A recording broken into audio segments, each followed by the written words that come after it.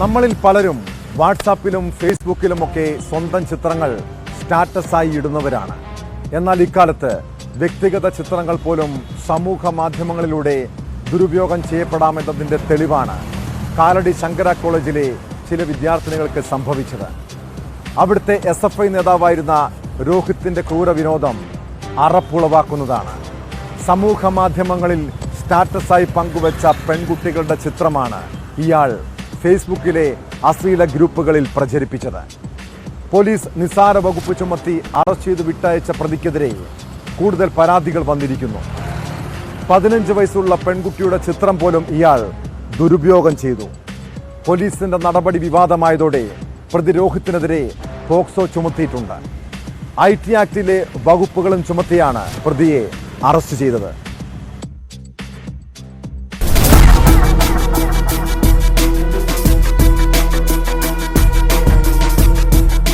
POCSO വകുപ്പും IT നിയമപ്രകാരമുള്ള വകുപ്പുകളുമെല്ലാം ചേർത്താണ് ഇപ്പോൾ രോഹിത്തിനെതിരെ വീണ്ടും കേസെടുത്തിരിക്കുന്നത്. ആദ്യഘട്ടത്തിൽ ഇയാളെ പോലീസ് അറസ്റ്റ് രേഖപ്പെടുത്തിയെങ്കിലും പിന്നീട് സ്റ്റേഷൻ ജാമ്യത്തിൽ വിടുകയായിരുന്നു.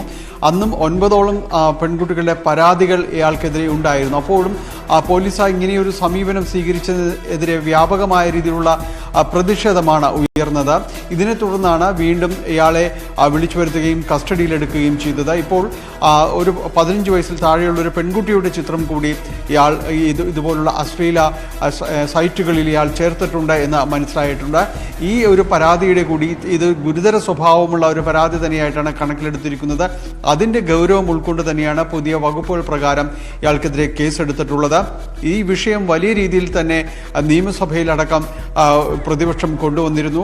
സംസ്ഥാനത്ത് സ്ത്രീകൾക്കെതിരെ പെൺകുട്ടികൾക്കെതിരെ നടക്കുന്ന അതിക്രമങ്ങളിൽ യാതൊരുവിധ നടപടിയും സ്വീകരിക്കുന്നില്ല എന്നാണ് പ്രതിപക്ഷം പറഞ്ഞത്. പലപ്പോഴും തന്നെ പ്രതിസ്ഥാനത്ത് വരുന്നവർ അത് CPM-കാരാകുന്നു എന്നതടക്കമുള്ള കാര്യങ്ങൾ ആരോപണങ്ങളായിട്ട് ഉയർത്തിക്കൊണ്ടുവരികയും ചെയ്തിരുന്നു. രോഹിത്തിനെതിരെയുള്ള പരാതിയുടെ ഒരു വിഷയമായിട്ട് പറഞ്ഞിരുന്നത് ഇയാൾ SFIയുടെ മുൻ ഭാരവാഹിയാണ് എന്ന് ചൂണ്ടിക്കാണിച്ചിരുന്നു. കാലടി സർവകലാശാലയിൽ ഇയാൾ യൂണിറ്റ് ഭാരവാഹിയാണ് എന്ന് ആക്ഷേപങ്ങൾ ഉയർന്നു വന്നിരുന്നു. അപ്പോൾ ഇങ്ങനെ ഒരു രാഷ്ട്രീയ പശ്ചാത്തലമുള്ള ആളുകൾക്ക് സംരക്ഷണം നൽകുന്ന രീതിയിലേക്ക് ഇവിടുത്തെ സാഹചര്യങ്ങളും സംവിധാനങ്ങളും മാറുന്നുവെന്ന ആക്ഷേപം നിയമസഭയ്ക്കകത്ത് വലിയ രീതിയിൽ തന്നെ ഒച്ചപ്പാടുണ്ടാക്കിയിരുന്നു. ഇതിനെ തുടർന്നാണ് അടുത്ത ദിവസം തന്നെ അടുത്ത മണിക്കൂറുകളിൽ തന്നെ നടപടികളിലേക്ക് പോലീസ് തിരിയുന്നത്.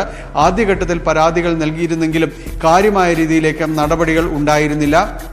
ഇയാൾ കോളേജിൽ പഠിക്കുമ്പോൾ തന്നെയും അവിടെ ഒരു ഫോട്ടോഗ്രാഫർ എന്ന രീതിയിൽ കൂടി അറിയപ്പെട്ടിരുന്നു. ആ സമയത്ത് എടുത്ത പല ഫോട്ടോകളും അതോടൊപ്പം തന്നെ സമൂഹ മാധ്യമങ്ങൾ വഴി എടുത്ത പലരുടെയും ഫോട്ടോകളും ഈ രീതിയിലേക്ക് മാറ്റിയിട്ടുണ്ട് എന്നാണ് പരാതിയുടെ ഒരു സ്വഭാവമായി വന്നിരിക്കുന്നത്. അതുകൊണ്ട് കൂടുതൽ ഇയാളെ ചോദ്യം ചെയ്യുന്ന അടക്കമുള്ള കാര്യങ്ങളിലേക്ക് പോലീസ് നീങ്ങും. ഇയാളുടെ 2 മൊബൈൽ ഫോണുകൾ കസ്റ്റഡിയിലെടുത്തിട്ടുണ്ട്. ഇതിൻ്റെ വിശദമായ പരിശോധനയിലേക്കും പോലീസ് കടക്കും.